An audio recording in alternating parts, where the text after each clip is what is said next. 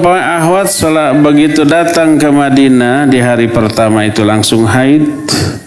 Pas ke Mekah mau umroh, tetaplah dia ihram di Bir Ali.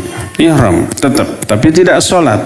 Kalau yang lain-lain sholat di Bir Ali, yang dia tidak, tetap saja di sana dan tetap ihram, tetap niat memulai umrah di sana dan bertalbiyah. Sampai di Mekah orang-orang umrah. Dia tidak boleh umrah, dia harus nunggu sampai selesai haid. Ya, begitu selesai haid dia mandi besar lalu umrah. Dan selama dia belum umrah, seluruh larangan ihram berlaku.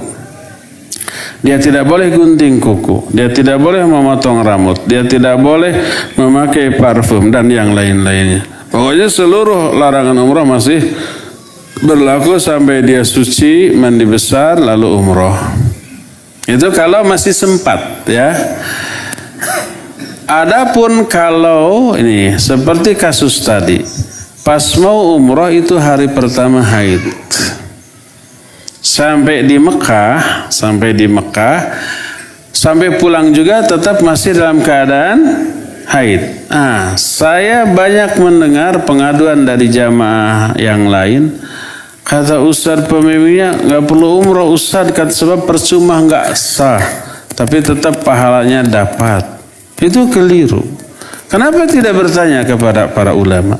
Di Masjidil Haram itu pas di pintu masuk, di pinggirnya itu ada telepon tanpa nomor, tanpa angka, angkat langsung nyambung ke mufti, tapi bahasa Arab.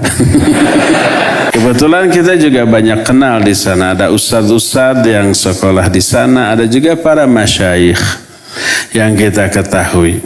Kita tanya, kita telepon. Seluruhnya jawabannya sama.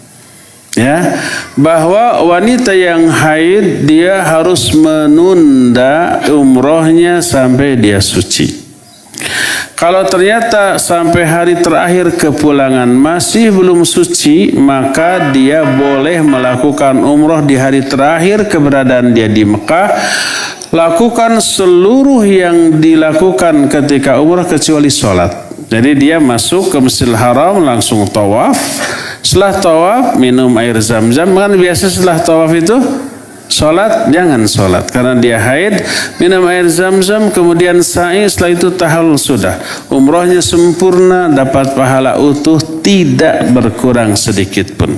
Walaupun dalam keadaan haid. Ya. Termasuk ketika umpamanya haji. Ketika haji, ada satu rukun haji yang namanya tawaf apa? Tawaf wada'. Tawaf wada. Ternyata haid. Dan sebelum haid berakhir dia harus pulang. Ya mungkin diperpanjang. Ya, tiketnya hangus.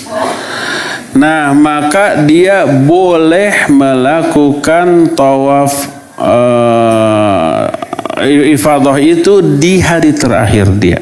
Disatukan dengan tawaf wada, maka tidak apa-apa. Tawaf ifadah adalah rukun dari haji, maka silakan tawaf dalam keadaan haid tapi tidak sholat. Ya, seperti itu.